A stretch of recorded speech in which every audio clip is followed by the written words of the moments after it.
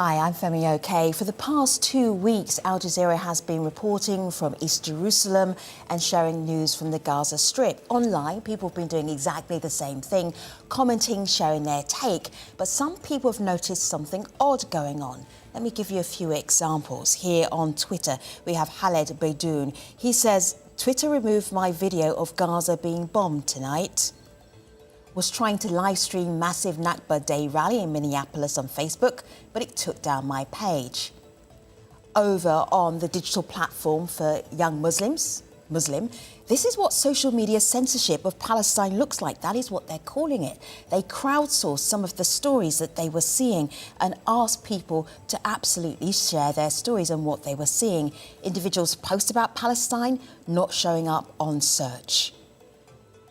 If you're looking for an individual, you have to type out the entire name, not just the beginning of the name, their entire name, otherwise they don't come up. Sometimes people are being stopped from going live, and even live streams, live videos are being blocked. We asked the founder of the digital platform Muslim, what did you find in your investigation? This is what Amir told us earlier. In our report, where we documented over 12,000 user experiences and we sifted through 250 emails of people sending us screenshots and documentation of their censorship on Instagram's platform, one of the largest things we noticed was a lot of users were experiencing a drop in engagement and a drop in their reach when they posted about Palestinian content on Instagram's platform.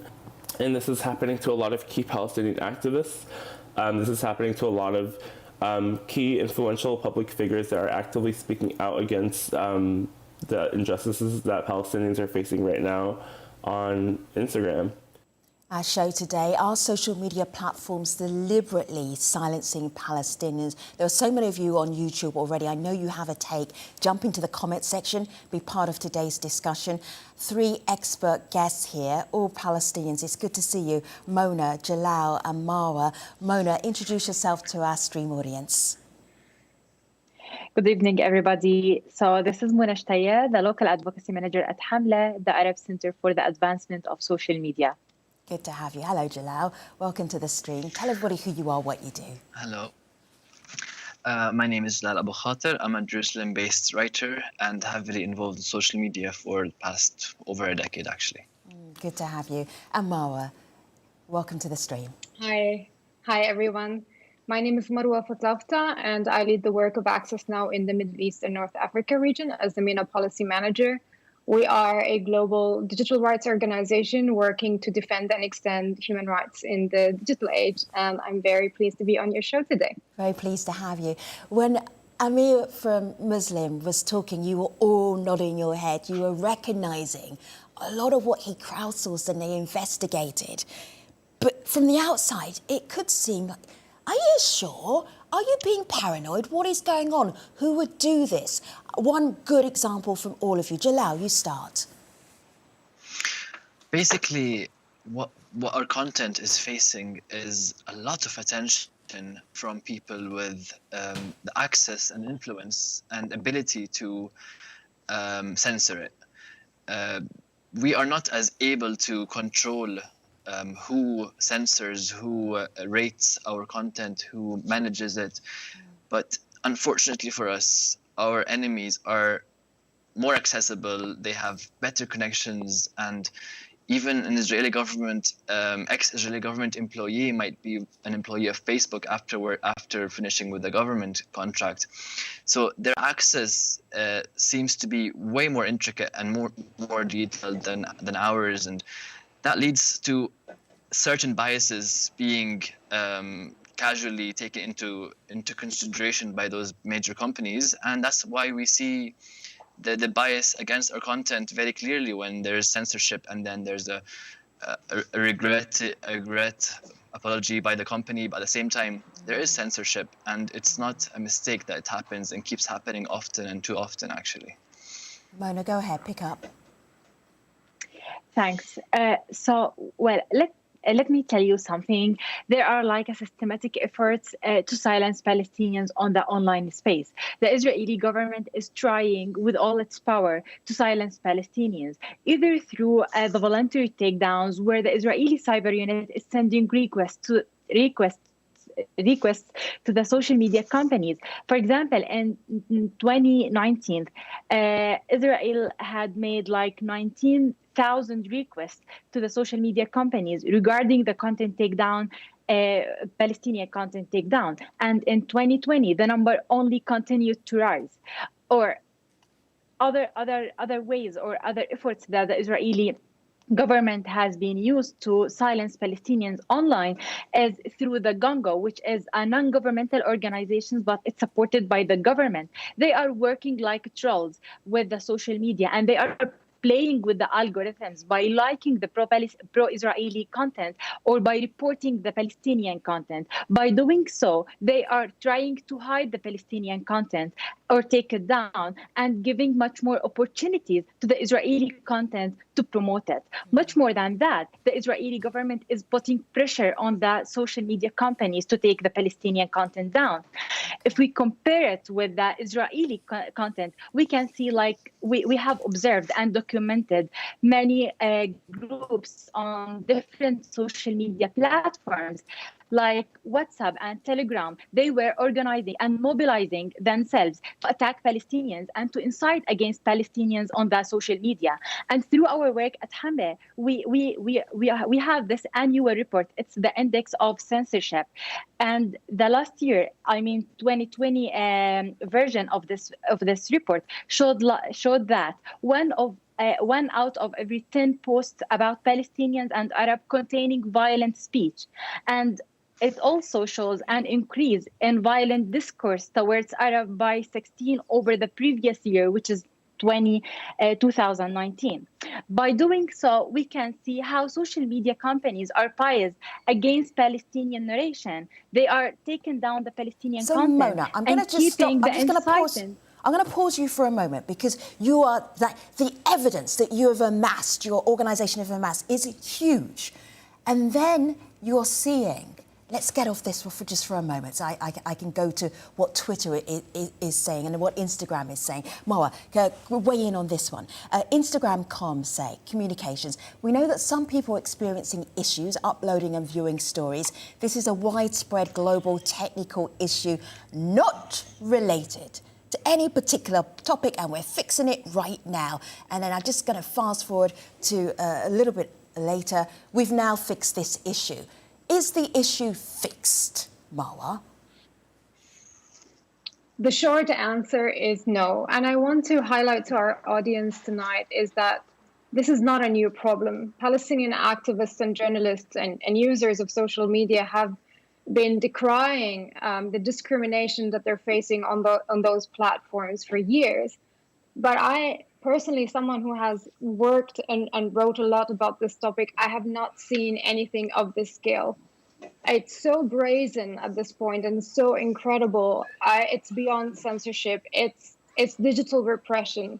Social media companies are actively suppressing the narrative of Palestinians and their allies who are sharing solidarity content with what's happening in Palestine, or documenting human rights violations and war crimes. Social media companies, and particularly Instagram, that statement that you showed us, that was basically at the start of the censorship that we started documenting on Thursday last week. But even though the companies, especially Facebook, at every account of content takedown and restrictions, repeatedly saying this is a technical error, this is a system glitch, we haven't seen more than a week later, any reduction in the content being taken down. In fact, we see more and more creative and insidious ways of restricting content online. We're talking about shadow banning, what mentioned by a Muslim. People are finding it extremely hard to have an average outreach like they did before they started speaking up on the issue. People aren't able to use the simple functions of the platform like liking or commenting. Their live streaming is being disrupted and blocked.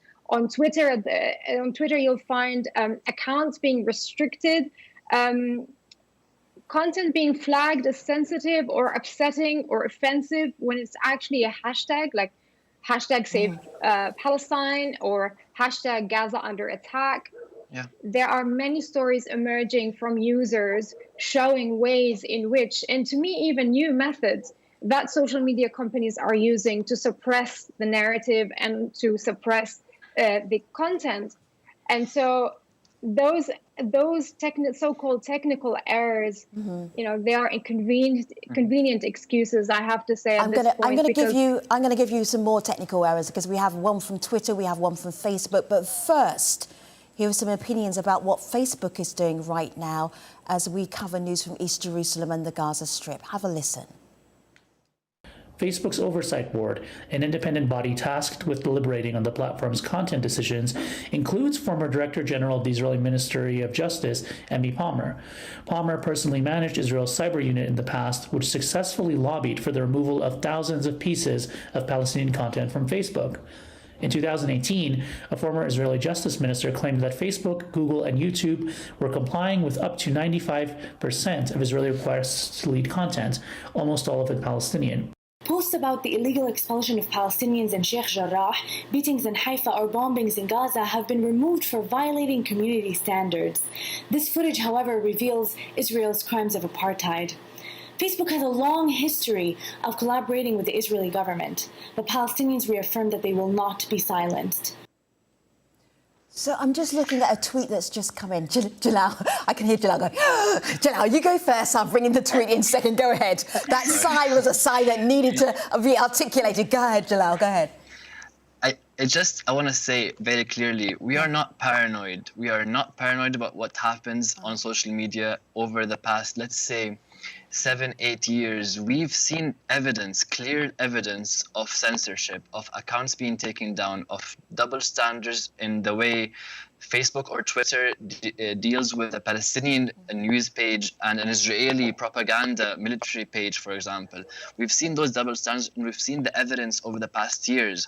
When we say there are issues and there are problems, they can't be dismissed as technical issues. The censorship is real because we know the evidence is there, and it's always changing and shifting forms, but we're not paranoid. The censorship is always there against us. So yes, I'm going to share this with you.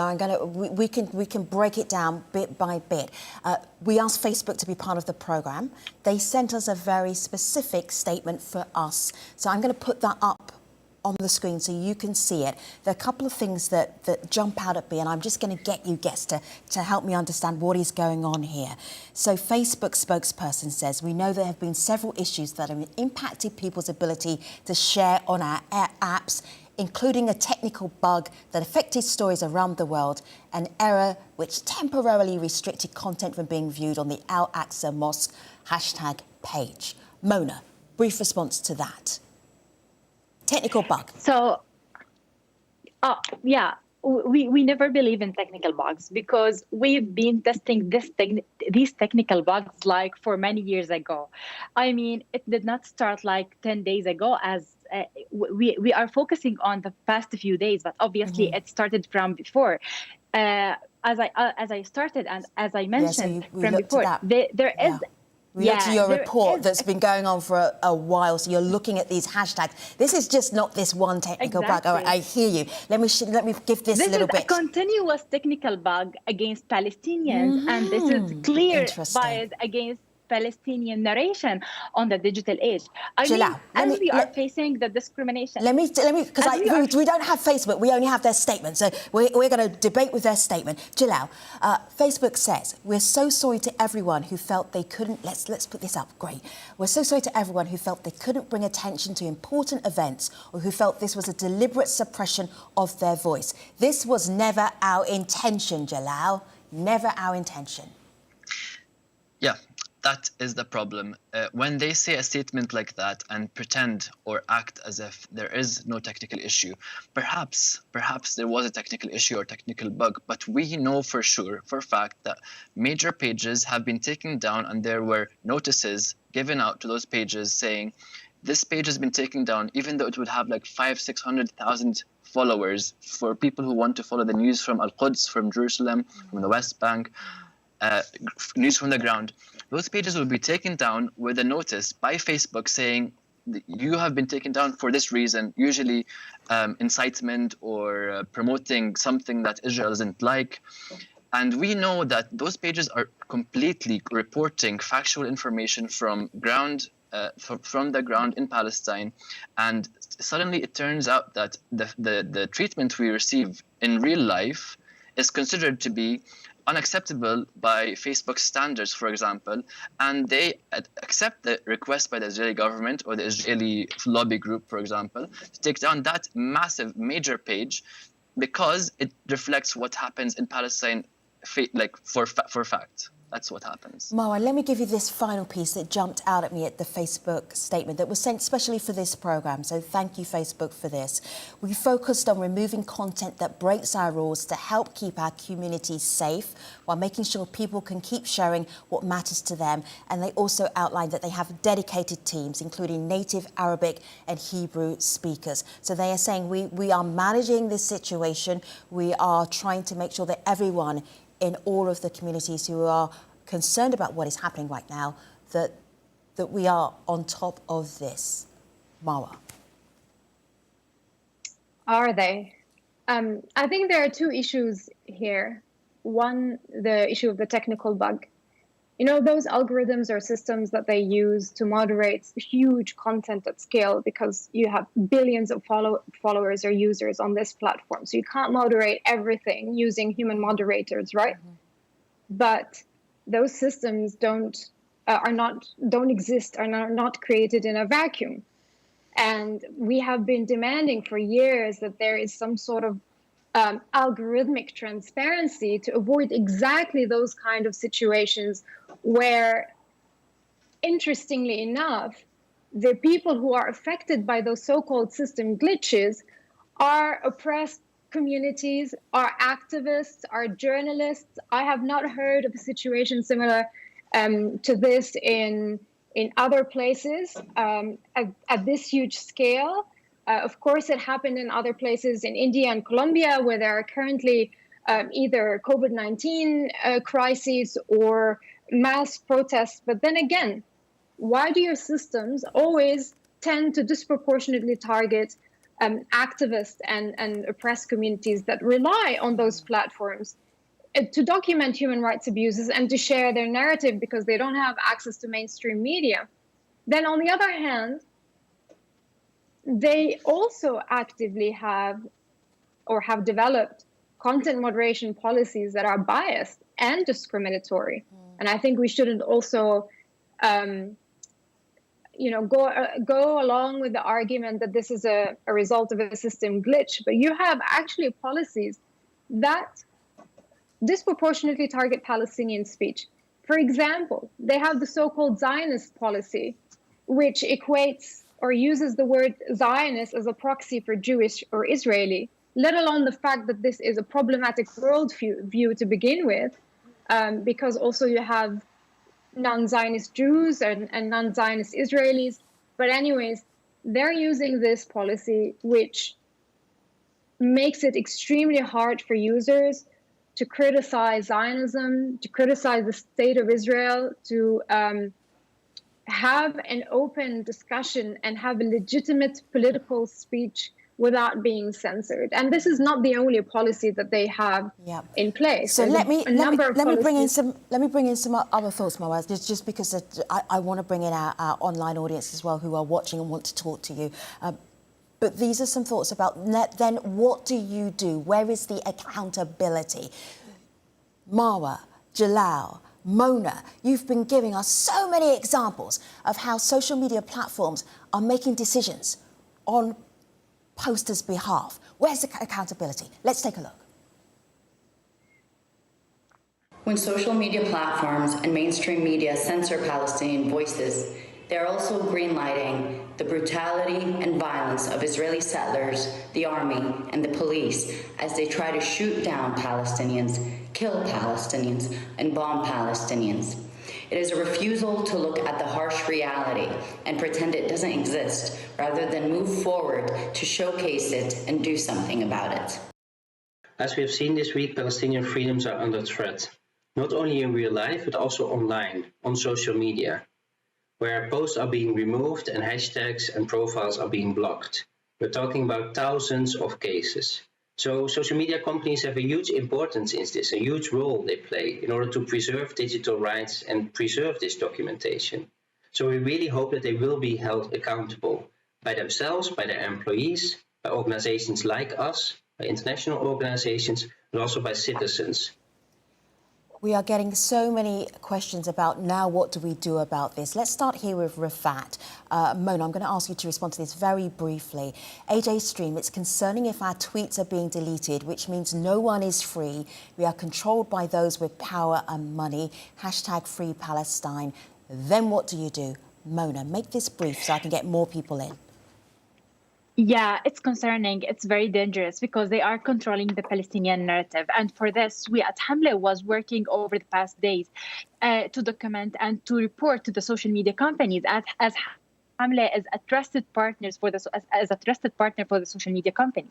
The most interesting point is most of the content that we have reported was false positive. I mean, we were able to restore that kind of content and those accounts. Right. And for such cases, they can report to Hamle and we will escalate to the social media companies so we can bring back their content or their account which is suspended or taken back. Back to YouTube. I'm going to bring in Marcus here. Marcus, thank you for being on YouTube. Appreciate you.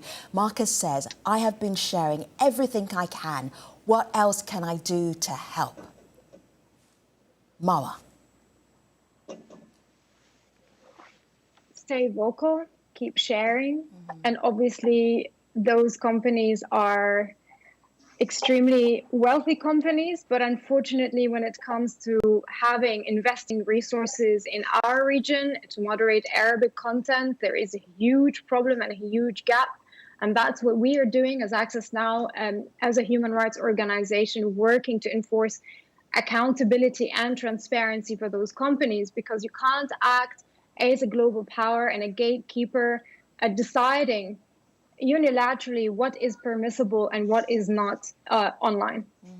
I'm just looking at Mariam Barghouti, a tweet that she posted recently. Important point, my account was suspended, then reinstated without me having to do much because you all spoke up. For that, thank you all for being so quick, for refusing to just be shot. Thank you for those that offered your own accounts for me to use. Let's do it for others. Jalal, we've been talking about the power of the social media platforms in a negative sense. But if we go to a platform, a younger platform, something like TikTok, there is also a sense of there being a positive way to organise. What are you seeing? What is this moment showing you as far as digital users and what is possible to organise? Absolutely, and especially in relation to the events in Jerusalem over the past couple of months, TikTok had taken stage as the social media platform that is facing, I would say, so far, the content filtration and moderation is not as strict and tyrannical as Facebook or Twitter, let's say. TikTok enables people to post and participate in trends, and it's not restricted to a geography or language, it's just videos. In Palestine, we ended up seeing a wide range of material, and it's all colliding. Israeli soldiers, Palestinians, people dancing on both sides, and then there's this clash. It's like, how are we seeing this for the first time? And then we're sharing of the stories from Jerusalem of youth facing the police with such bravery, for example. Those TikTok videos were so spreading like wildfire on TikTok, Palestinian TikTok. And that really played a huge part in spreading the message of the current movement to a wider audience, especially because TikTok has the least, I would believe, least content filtration and moderation compared to other platforms we are using right now. Yeah. So what I'm hearing there, Jalal, is that the social media platforms, they have power to do good and power to do not so good. It depends what spread a message. Yeah, what the platform owners are doing with it. Thank you so much, Mona, Jalal and Marwa. Thank you as well for being part of today's stream. Have a look here on my laptop. You can follow our guests anytime. Jalal, Marwa and Mona. Thanks, guests. Thank you, YouTubers, for all of your comments and your questions. Appreciate you. See you next time.